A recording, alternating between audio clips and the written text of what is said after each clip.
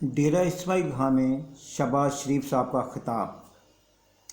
हुकूमत संभाली तो ख़जाना खाली था, डिफ़ॉल्ट के किनारे पहुंच चुके थे। इमरान खान ने खाना काबा के मॉडल वाली घड़ी बेचकर पाकिस्तानी अवाम के जज्बात को मजबूर किया है। दुनिया में पाकिस्तान की बेतुकीरी हुई है। शहबाज शरीफ साहब ने तकरीर करते हुए डेरा इस्माइल खां में मेगा प्रोजेक्ट्स के इफ्तिताह किए और उन्होंने तकरीर करते आखिर पर कहा कि जब मैंने वज़ीर-ए-आज़म का हल्फ उठाया 11 अप्रैल को, तो मुझे पता भी ना था कि पाकिस्तान की मैशत इतनी ज़्यादा तबाह बर्बाद हो चुकी है। IMF से मायदा ख़त्म हो चुका था, पाकिस्तान डिफ़ॉल्ट के किनारे पहुंच चुका था।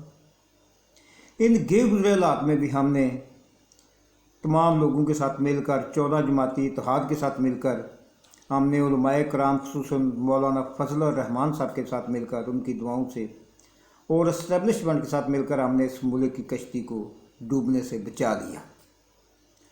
इमरान खान साहब ने खाना काबा के मॉडल वाली घड़ी बेचकर पैसे जेब में डाल लिए और इस तरह पाकिस्तान की पूरी दुनिया में जग हंसाई हुई। इसमें किसी को कोई शक नहीं होना चाहिए कि आज पाकिस्तान को बेपनाह चैलेंजेस का सामना है। सैलाब आया और पाकिस्तान को 30 अरब डॉलर का नुकसान पहुंच गया। उन्होंने तकरीर करते हुए मज़ीद कहा कि पाकिस्तान का ख़जाना तो पहले ही खाली था, लिहाजा मैंने 88 अरब रुपये अपनी जेब से सैलाब ज़दगान की मदद की और उनको दिए। हैरत की बात है।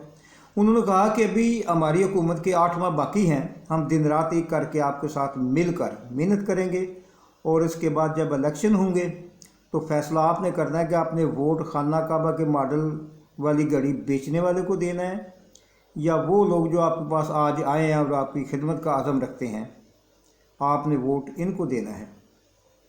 और अगर आपने हम पर एतमाद किया तो इंशाल्लाह अगले 5 साल भी आप हमें खिदमत का अगर आपने मौका दिया तो अगले 5 साल भी हम आपके साथ मिलकर आपकी खिदमत करेंगे। अब इसमें 3 पॉइंट है जिनका पोस्टमार्टम किया जा सकता है। नंबर 1 तो ये है कि जब उन्होंने इक़्तिदार संभाला तो मुल्क डिफ़ॉल्ट के किनारे पहुंच चुका था। हकीकत यह है कि बैरूनी ममालिक से इतने ज़्यादा रेमिटेंसेस आ रहे थे। जब इमरान खान ने हुकूमत संभाली तो उस वक्त 21 अरब रुपये के रेमिटेंसेस में वसूल। उन्होंने मज़ीद कोशिशें करके बेशुमार उसमें इनकलाबी इक़दाम किए और पाकिस्तान की जो बरामदात थी 32 अरब डॉलर तक ले गए, यानी 11 अरब डॉलर का उन्होंने इजाफा किया। तो उस वक्त जब शहबाज शरीफ ने हुकूमत संभाली तो पाकिस्तान उस वक्त 32 अरब डॉलर पाकिस्तान के हर माह बैरून ममालिक से आ रहे थे। एक बात तो ये हो गई।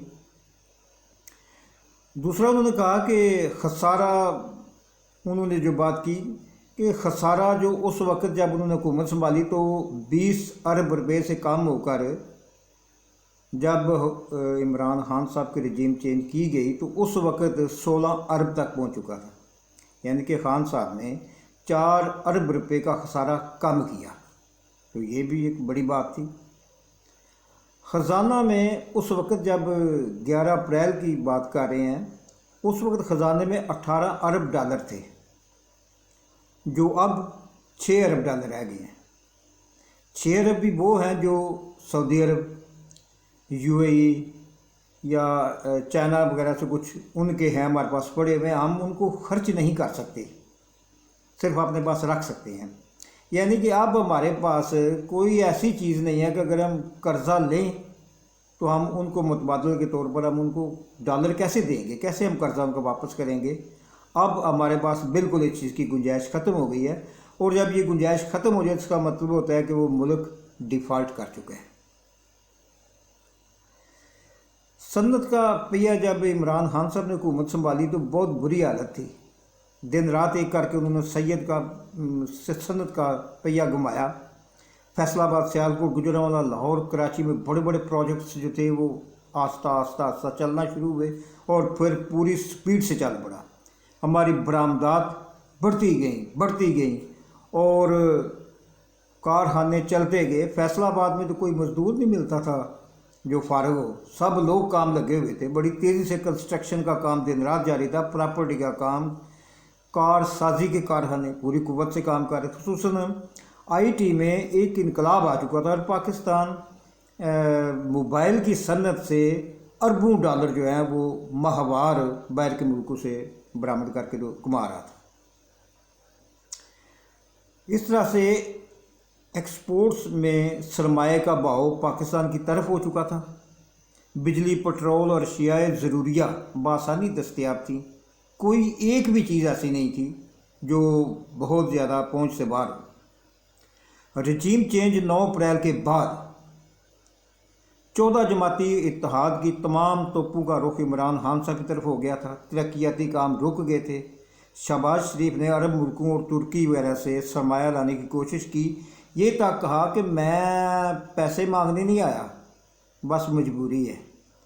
आसफ जरदारी और दूसरे हुकूमती इत्तेहादियों ने जी खोल कर हुकूमती ख़जाने पर हाथ साफ किए।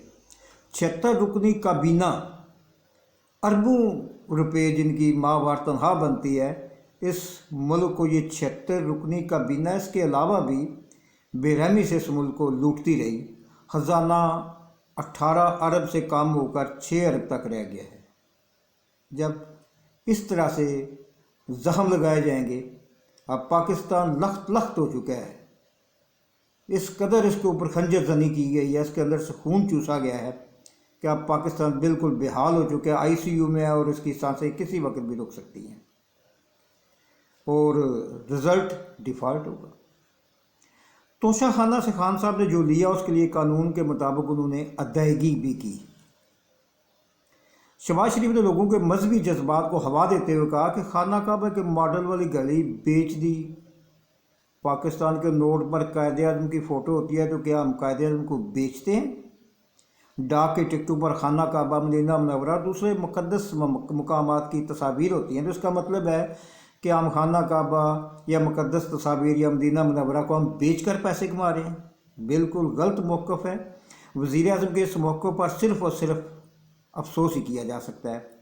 फिर कल को कोई मजहबी, दीनी, जुनूनी हमलावर अगर इन्हीं बुनियादों पर इमरान खान साहब के ऊपर हमला कर देता है तो ज़िम्मेदार सिर्फ़ और सिर्फ शहबाज शरीफ होंगे। तीसरी बात यह कि 88 अरब रुपया अपनी जेब से सैलाब ज़दगान को दिया। अर्ज़ है कि यहाँ पाकिस्तान को लूटने की हद कर दी गई है। मियाँ नवाज शरीफ पूरे यूरोप में भागते फिरते हैं पनाह की तलाश में, लेकिन कोई जगह ऐसी नहीं मिलती जहाँ पे चोर चोर के आवाज़ें ना कसे जाते रहूँ। चोर चोर की सदाओं से उनके पीछे लगी हुई थी। आपने कानून साजी करके 16 अरब रुपये, 11 अरब रुपये और आसफ जरदारी साहब ने 8 अरब रुपये के कर्ज़े माफ़ करवाए। ये कर्ज़े क्या थे? ये पाकिस्तानी लोगों का पैसा था जो आपने लूट कर अपनी जेब में डाल लिया है और आप कर्ज़े माफ़ करा दिए हैं और पाकिस्तान जो है वो मर रहा है, जबकि आपकी जायदादें बढ़ रही हैं लंदन में। बल्कि वो यहाँ तक कि आपके भतीजे ने कहा था कि मेरी तो लंदन में गया, मेरी तो पाकिस्तान में भी कोई जायदाद नहीं। फिर 4 अपार्टमेंट्स, 4 महल उसके लंदन के उस इलाके में निकले जहाँ पे एक मकान ख़रीदना भी बड़े दिल गुर्दे का काम है, बड़े पैसों की ज़रूरत होती है। लंदन के अमीर तरीन लोग जो है उस इलाके में रहते हैं और उस इलाके में उन लोगों को भी कोई प्रॉपर्टी इतनी बड़ी ख़रीदने के लिए कि 100 बार सोचना पड़ता है, लोगों से कोई उधार वगैरह पकड़ना पड़ता है। लेकिन अल्लाह की मेहरबानी है आपके ऊपर, आपने पाकिस्तान के इतने अरबों डॉलर लॉन्ड्रिंग किए कि आपने 4 मेफेयर अपार्टमेंट्स उसके नाम पर हैं और उसको कह दिया कि मेरी तो लंदन में, मेरी तो पाकिस्तान में भी कोई जायदाद नहीं है। तो जो हाथ सिर्फ मांगने और लूटने के लिए इस्तेमाल हों, उनसे ये तवक्को करना कि 88 अरब रुपये अपनी जेब से निकाल कर हकदारों को या सैलाब ज़दगान को दे देंगे, ये बड़े अचंभे की बात लगती है। एक चौथी बात भी है कि आपने कहा कि जब हमने हुकूमत संभाली तो हमें पता था कि हालात बड़े अच्छे हैं, हमारा गुजारा अच्छा हो जाएगा, लेकिन ये तो आपको बाद में पता चला कि पाकिस्तान की हालत तो बहुत बुरी है। तो गुजारिश है कि आप मियाँ नवाज शरीफ साहब से कहें, मरीम नवाज साहब से कहें, हमजा और अपने दामाद साहब से कहें कि आपने اتنی بڑی بڑی جائیدادیں جو آپ نے پاکستان کی وجہ سے بیرون ملک بنائی ہوئی ہیں، کچھ ڈالر لائیں پاکستان کے اندر تاکہ پاکستان ICU سے نکل سکے اور پاکستان کی حالت کچھ بہتر ہو سکے۔